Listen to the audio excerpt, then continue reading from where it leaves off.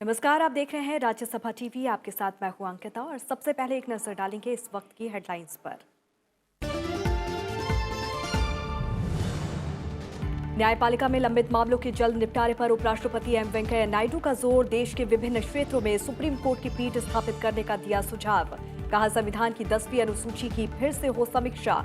उपराष्ट्रपति ने जम्मू कश्मीर से अनुच्छेद 370 खत्म करने को बताया वक्त की जरूरत। राजनीतिक दलों से चुने हुए जनप्रतिनिधियों के लिए आचार संहिता बनाने की अपील।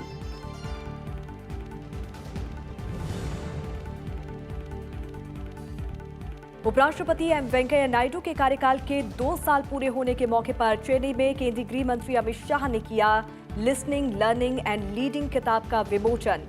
सूचना और प्रसारण मंत्री प्रकाश जावड़ेकर सहित कई गणमान्य लोग भी रहे मौजूद। गृह मंत्री अमित शाह ने उपराष्ट्रपति के जीवन को बताया युवा कार्यकर्ताओं के लिए अनुकरणीय।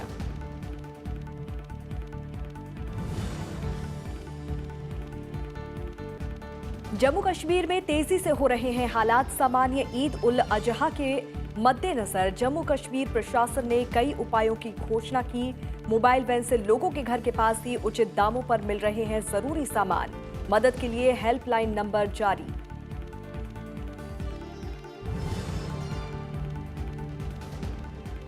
देश के दक्षिण और पश्चिमी इलाकों में बाढ़ से करीब 169 लोगों की मौत। राहत और बचाव कार्य तेज। केंद्रीय गृह मंत्री अमित शाह ने कर्नाटक और महाराष्ट्र के बाढ़ग्रस्त इलाकों का किया हवाई सर्वेक्षण। कर्नाटक मुख्यमंत्री येदियुरप्पा ने किए तत्काल 3000 करोड़ रुपए की सहायता राशि की मांग। केरल के कई हिस्सों में भारी बारिश का अलर्ट।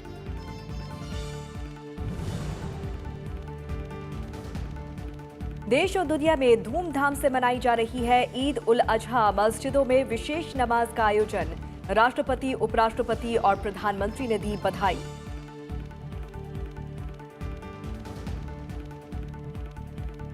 उपराष्ट्रपति के 2 साल के कार्यकाल पर आधारित पुस्तक लिसनिंग, लर्निंग एंड लीडिंग का रविवार को विमोचन किया गया। केंद्रीय गृह मंत्री अमित शाह ने किताब का विमोचन किया। इस मौके पर गृह मंत्री अमित शाह ने कहा कि राजनीतिक जीवन में जनता के हित को सर्वोपरि रखते हुए कैसे काम करना चाहिए। उपराष्ट्रपति एम वेंकैया नायडू उसकी एक मिसाल हैं।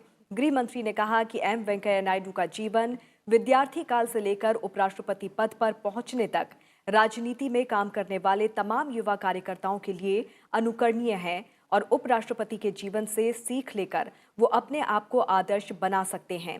उन्होंने कहा कि किसान परिवार में जन्मे एम वेंकैया नायडू ने हमेशा देश, अपने राज्य और समाज के उत्थान को आगे रखते हुए काम किया।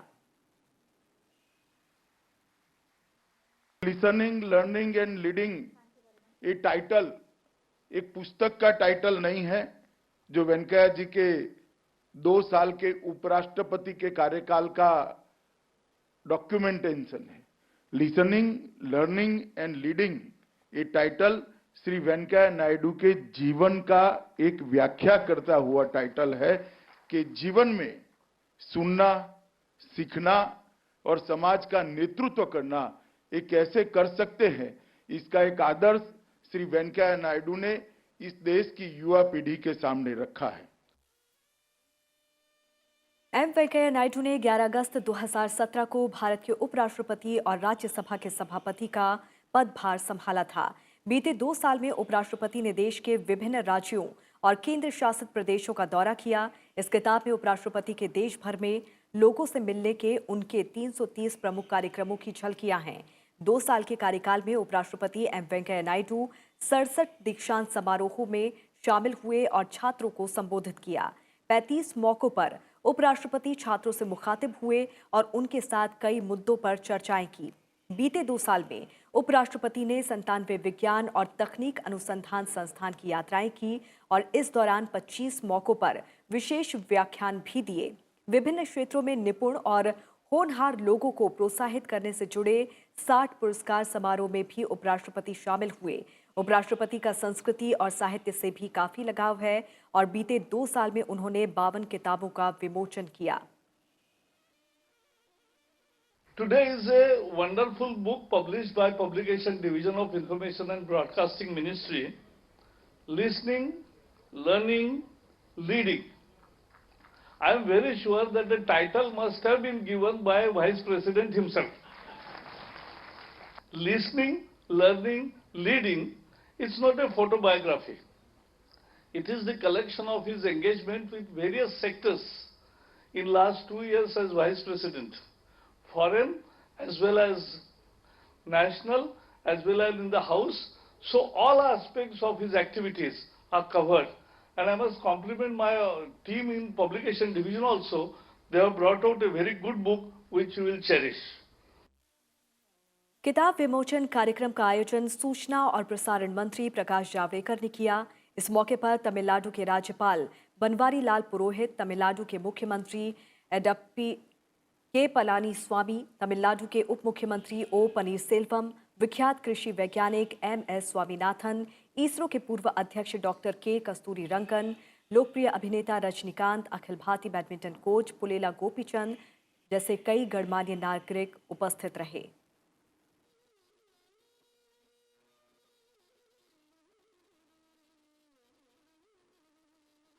उपराष्ट्रपति M वेंकैया नायडू ने न्याय प्रणाली और लोगों के बीच की दूरी कम करने पर जोर दिया। उपराष्ट्रपति ने सुझाव दिया है कि देश के ज्यादा से ज्यादा हिस्सों में सर्वोच्च न्यायालय की पीठ होनी चाहिए ताकि लंबित मामलों को जल्द से जल्द निपटारा हो जाए और लंबित मामलों की संख्या को सही समय पर खत्म किया जा सके।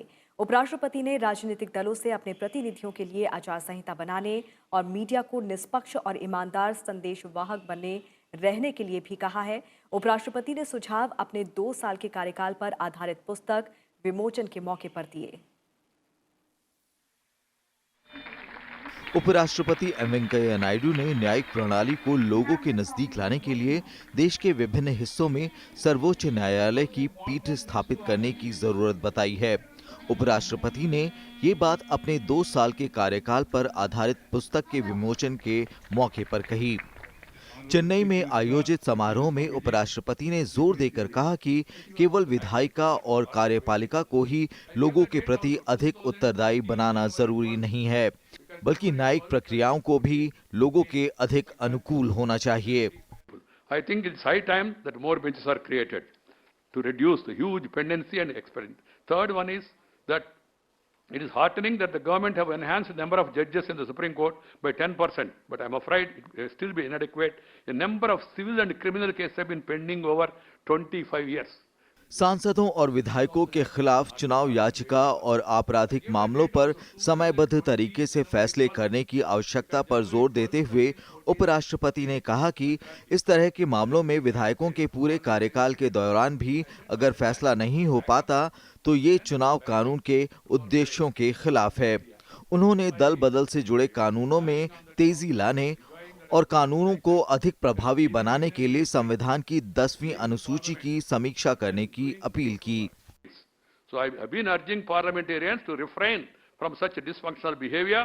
I have constantly reminded them of their duty and a unique opportunity to shape public discourse. I hope that all political parties will adopt a code of conduct for their legislators and contribute to policy making through informed discussions. Make their MPs, MLAs, public representatives behave in an ideal manner. This is my recommendation to the people and political parties across the country. Media की भूमिका को लेकर उपराष्ट्रपति ने कहा कि media को निष्पक्ष चौकीदार और ईमानदार संदेशवाहक होना चाहिए। पत्रकारिता में जनता हित से जुड़े पक्ष को प्रभावी ढंग से रखा जाना चाहिए। A free and vibrant media keeps democracy alive and can enrich the quality of life of people through information, education, entertainment, and insightful analysis. The technological advancement in recent years have brought unprecedented change in the media landscape. Social media, along with traditional press and TV, are having a profound influence on our lives and lifestyles, on our work and relationship. Like everything else in life, this transformation has the good, bad, and the ugly. You are seeing what is happening in the electronic media in some instances, what is happening in print media in some instances, what is happening in the social media also. Information is very important in this advancement of the civilization and development. Information with confirmation is more than an ammunition. Discuss, debate, decide, decentralise और deliver की वकालत करते हुए उपराष्ट्रपति ने राजनीतिक दलों से सभी स्तरों पर अपने चुने हुए प्रतिनिधियों के लिए आचार संहिता बनाने की अपील भी की। चेन्नई से कृति मिश्रा के साथ ब्यूरो रिपोर्ट, राज्यसभा टीवी। उपराष्ट्रपति एम वेंकैया नायडू ने रविवार को कहा कि जम्मू कश्मीर से अनुच्छेद 370 को निरस्त करना समय की मांग थी और ये फैसला राष्ट्र के हित में लिया गया। वहीं गृह मंत्री अमित शाह ने कहा कि इस फैसले के जम्मू कश्मीर से आतंकवाद का अंत हो सकेगा और सभी इलाकों में विकास के कामों में तेजी आएगी। उपराष्ट्रपति एम वेंकैया नायडू ने अनुच्छेद 370 के तहत जम्मू कश्मीर के विशेष दर्जे को समाप्त किए जाने का समर्थन किया है। रविवार को चेन्नई में उपराष्ट्रपति ने कहा कि अनुच्छेद 370 हटाए जाने को राष्ट्रीय परिप्रेक्ष्य में देखा जाना चाहिए। उन्होंने ये भी कहा कि इस मसले का राजनीतिक मुद्दे के तौर पर इस्तेमाल नहीं किया जाना चाहिए। उपराष्ट्रपति के तौर पर 2 साल के कार्यकाल पर आधारित अपनी पुस्तक लिसनिंग, लर्निंग एंड लीडिंग के विमोचन के मौके पर उन्होंने ये बात कही। 370 abrogation is in the interest of the nation, for its future, for its security, for its safety. I can say, as the Vice President, with considerable experience in public life, is not big. Now that the Parliament has voted it also, we should all think in terms of national interest rather than party interest. National interest. 370 should not be treated as a political issue. It should be treated as a national issue, that Kashmir is an integral part of India. Whatever problems are there, we should all stand by the people of Kashmir and assuage their feelings and see to it that steps are taken for restoring normalcy and for implementing developmental and welfare agenda at the earliest. I thought I should share some of these thoughts with you. अनुच्छेद 370 हटाए जाने को लेकर केंद्रीय गृह मंत्री अमित शाह ने कहा कि इसे काफी पहले ही हटा दिया जाना चाहिए था। मेरे मन में जरा भी कंफ्यूजन नहीं था कि धारा 370 हटानी चाहिए या नहीं हटानी चाहिए। मैं फर्मली मानता हूं कि धारा 370 से देश का भला नहीं हुआ, कश्मीर का भला नहीं हुआ, बहुत पहले हटनी चाहिए थी। एज अ होम मिनिस्टर मेरे मन में जरा भी कंफ्यूजन नहीं था कि धारा 370 के बाद क्या होगा। मैं निश्चित रूप से मानता हूं कि धारा 370 हटने के बाद कश्मीर के अंदर आतंकवाद की समाप्ति होगी और कश्मीर विकास के रास्ते पे आगे बढ़ जाएगा। फिल्म अभिनेता और राजनेता रजनीकांत भी जम्मू कश्मीर से अनुच्छेद 370 हटाए जाने के फैसले के समर्थन में आए। उन्होंने इस अहम फैसले के लिए सरकार को बधाई भी दी। जम्मू कश्मीर पुनर्गठन विधेयक 2019 और जम्मू कश्मीर में अनुच्छेद 370 को रद्द करने से जुड़ा प्रस्ताव हाल ही में संसद से पारित किया गया था। चेन्नई से कृति मिश्रा के साथ ब्यूरो रिपोर्ट, राज्यसभा टीवी। उपराष्ट्रपति एम वेंकैया नायडू के 2 साल के कार्यकाल के दौरान उनके ऊर्जावान प्रयासों और लोगों से व्यापक जुड़ाव को लेकर चेन्नई के कलाई वनार अरंगम में एक फोटो प्रदर्शनी का आयोजन भी किया गया। आइए एक नजर डालते हैं उपराष्ट्रपति की व्यस्तताओं के असंख्य रंगों पर। अपने 2 साल के कार्यकाल के दौरान उपराष्ट्रपति एम वेंकैया नायडू ने हमेशा खुद को व्यस्त रखा। कभी विधायी कामों को पूरा करने में जुटे रहे तो कभी सामाजिक जिम्मेदारियों के साथ जुड़ाव बनाए रखा। उपराष्ट्रपति की सार्वजनिक व्यस्तताओं पर केंद्रित इस प्रदर्शनी में वैज्ञानिक और तकनीकी संस्थानों में उनके दौरे, पुरस्कार समारोह में शिरकत करने, छात्र समूहों और किसानों के साथ साथ अहम मुद्दों पर उनके साथ हुई चर्चाओं की झलकियों को शामिल किया गया। This is very interesting. It's a chance for a human being to understand a giant person, and he was seems to be the backbone of the past days. The two, what a tremendous person, I can say that. A person is able to do some work for the past 2 years and he is interested to show to the people. That's a great thing. And I'm able to see how small, slowly he has started and has come up in so many, this level. एक तस्वीर हजारों शब्द बयां करती है और प्रदर्शनी में शामिल ये तस्वीरें लोगों के साथ उपराष्ट्रपति के जुड़ाव को लेकर उनके विचारों और सामाजिक जिम्मेदारी के प्रति प्रतिबद्धता को दर्शाती है, क्योंकि तस्वीरों के जरिए मिलने वाला संदेश भाषा और विज्ञान की सीमाओं से पार है। आप देख सकते हैं कि कितनी खूबसूरती से दर्शाया गया है इस चित्र प्रदर्शनी में उपराष्ट्रपति एम वेंकैया नायडू के 2 साल के कार्यकाल को, जहां पर उनका फोकस रहा है महिला सशक्तिकरण पर, युवाओं को प्रोत्साहन देने पर और भारतीय संस्कृति और परंपरा को सजो के रखने पर। चेन्नई से कैमरा पर्सन सरोज के साथ कृति मिश्रा, राज्यसभा टीवी। ईद उल अजहा के त्योहार के मद्देनजर जम्मू कश्मीर प्रशासन ने कई उपायों की घोषणा की है, जिनसे राज्य कर्मचारियों और आम जनता को किसी परेशानी का सामना न करना पड़े। सरकार ने आवश्यक वस्तुओं का पर्याप्त भंडारण जुटा लिया है।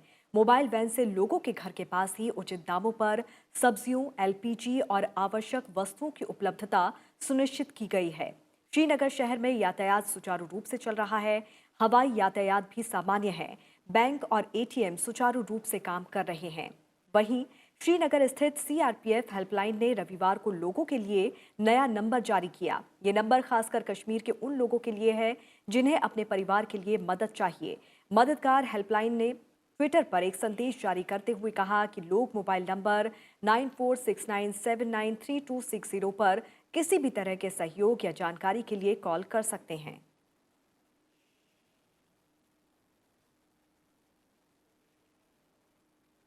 भारत और पाकिस्तान के बीच चलने वाली समझौता एक्सप्रेस ट्रेन का संचालन पाकिस्तान द्वारा स्थगित किए जाने के बाद भारत ने भी इसकी सेवाएं रद्द कर दी हैं। ये रेलगाड़ी रविवार को दिल्ली से चलती थी और अटारी पहुंचती थी। पाकिस्तान में ये रेलगाड़ी लाहौर और अटारी के बीच चला करती थी।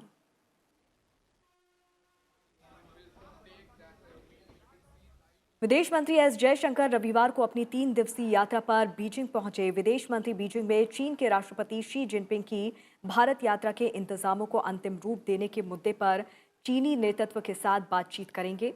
विदेश मंत्री चीन में सांस्कृतिक और लोगों के आदान प्रदान पर भारत चीन उच्च स्तरीय तंत्र की दूसरी बैठक की सह अध्यक्षता करेंगे। साथ ही इस साल के अंत में आगामी उच्च स्तरीय यात्राओं के साथ साथ आपसी हित के क्षेत्रीय और वैश्विक मुद्दों सहित भारत चीन द्विपक्षीय संबंधों को अपने चीनी समकक्ष के साथ विचारों का आदान प्रदान करेंगे।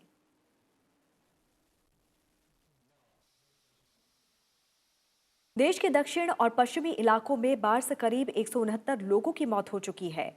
महाराष्ट्र, केरल और कर्नाटक में बाढ़ की स्थिति में थोड़े सुधार के बाद राहत और बचाव कार्य तेज हो गया है।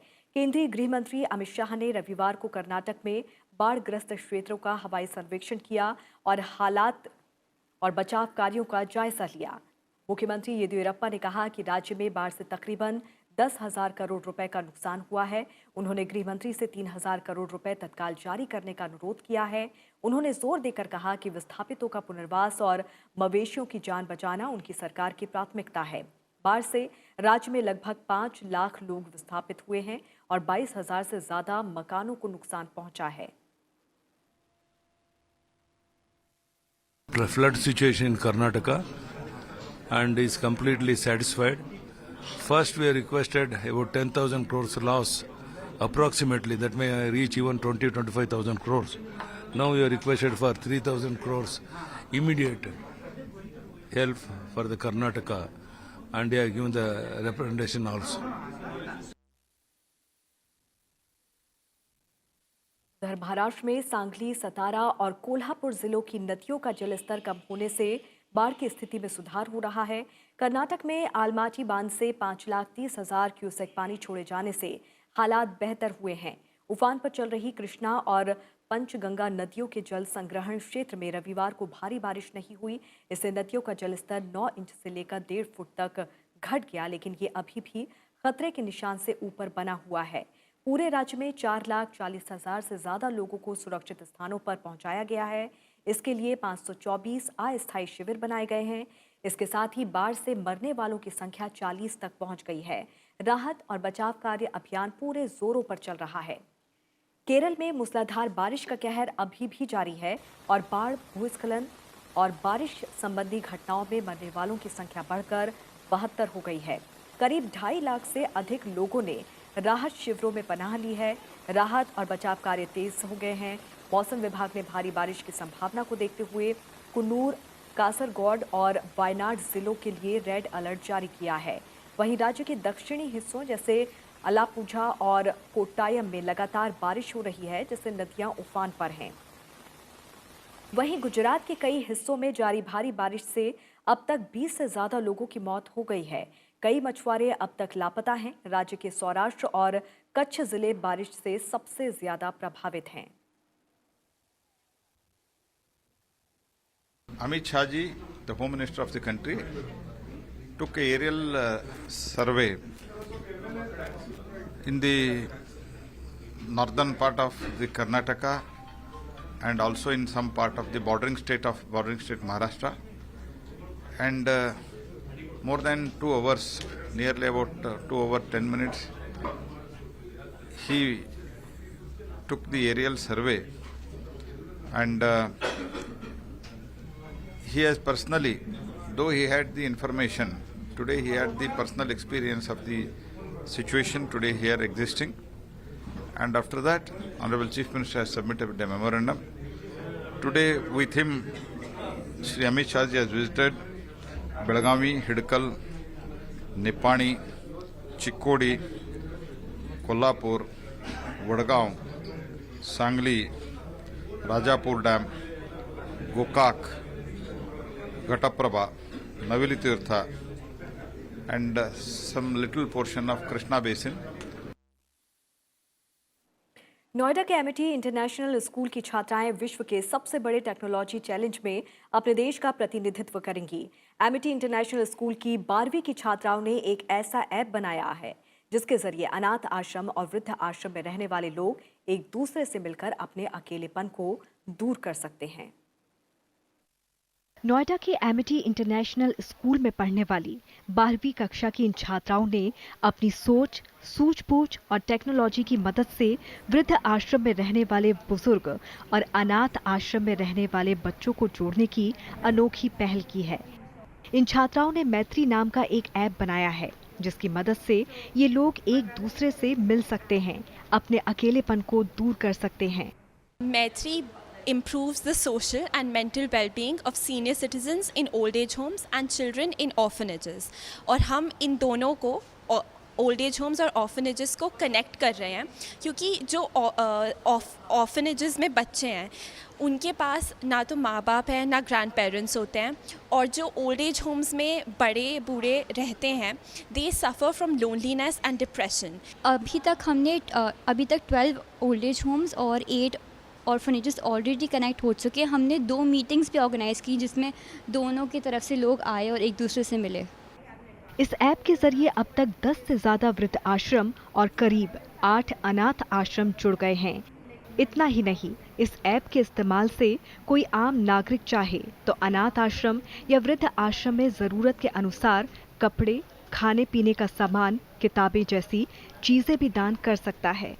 We have qualified for an international competition, Technovation Challenge. It's the world's largest technology and entrepreneurship program for girls, and we are among the top 6 global senior division finalists from across 2,000 teams from all over the world, and we'll be representing India in August. ये छात्राएं अपने इस आविष्कार के बाद अगले हफ्ते San Francisco में होने वाले टेक्नोवेशन चैलेंज में भारत का प्रतिनिधित्व भी करेंगी। अनु दीवान, राज्यसभा टीवी। दिल्ली के हिंदी भवन में मैथिली भोजपुरी एकेडमी द्वारा राष्ट्रीय कवि सम्मेलन का आयोजन किया गया, जिसमें मैथिली और भोजपुरी के कवियों ने शानदार गीत और कविताएं सुनाकर दर्शकों का मन मोह लिया। इस राष्ट्रीय कवि सम्मेलन में मैथिली और भोजपुरी के 22 कवि और कवयित्रियों को आमंत्रित किया गया था। कार्यक्रम का संचालन अकादमी के सदस्य डॉक्टर मुन्ना कुमार पांडे ने किया, जिसके बाद कार्यक्रम के अध्यक्ष प्रोफेसर देवशंकर नवीन ने अपने भाषण में दर्शकों को संबोधित करते हुए कहा कि ये कार्यक्रम स्वतंत्रता दिवस के मौके पर आयोजित किया गया है ताकि हम अपने देश के लिए शहीद होने वालों को याद करें और साथ ही समाज में एकता और भाईचारे का संदेश दे सकें। पूरे देश में आज ईद उल अजहा का त्योहार मनाया जा रहा है। बकरा ईद के मौके पर मस्जिदों में विशेष नमाज अदा की जा रही है। मस्जिदों में नमाज के बाद लोगों ने एक दूसरे को गले मिलकर ईद की मुबारकबाद दी। इस ईद को कुर्बानी वाली ईद भी कहा जाता है, जो हज के महीने के आखिरी दिन मनाई जाती है। ईद उल जुहा समाज में त्याग, सहानुभूति और भाईचारे की भावना का प्रतीक है, जो समाज में ज़रूरतमंदों की मदद करने का संदेश देती है। देश ही नहीं, दुनिया के अलग अलग कोनों में भी ईद उल जुहा मनाई जा रही है। लोग एक दूसरे को ईद की बधाई दे रहे हैं और इबादत में अमन चैन की दुआ मांग रहे हैं। जम्मू कश्मीर लद्दाख के लोगों के लिए ये ईद विशेष है, स्पेशल है। जहाँ एक तरफ उनको 370 से आज़ादी मिली है, वहीं दूसरी तरफ करप्शन से आज़ादी मिली है। टेररिज्म और सेपरेटिज्म का जो एक 370 का सुरक्षा कवच पहन करके खेल चलता था, उससे भी आज़ादी मिली है। और साथ ही साथ जो तरक्की और विकास का जम्मू कश्मीर और लद्दाख और करगिल के इलाकों में काम होना चाहिए था, जिससे कि कहीं ना कहीं 370 जैसी बीमारी ने जकड़ रखा था, उसको भी इस ईद के साथ उसको वो भी एक बहुत बड़ा तोहफा है, जहाँ पर की तरक्की की एक बेहतर और खूबसूरत माहौल बनेगा। राष्ट्रपति रामनाथ कोविंद, उपराष्ट्रपति एम वेंकैया नायडू और प्रधानमंत्री नरेंद्र मोदी ने ईद उल अजहा के पावन अवसर पर देशवासियों को बधाई दी है।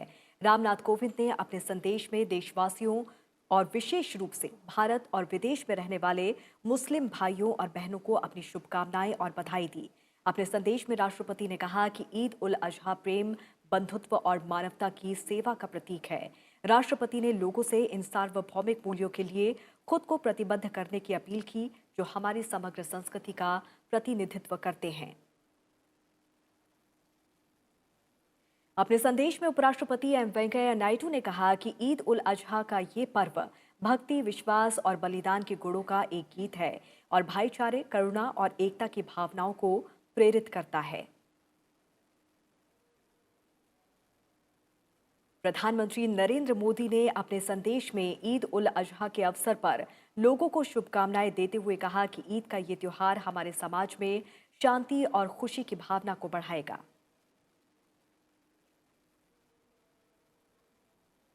और इसी के साथ इस बुलेटिन में फिलहाल इतना ही। आप देखते रहिए राज्यसभा टीवी। नमस्कार।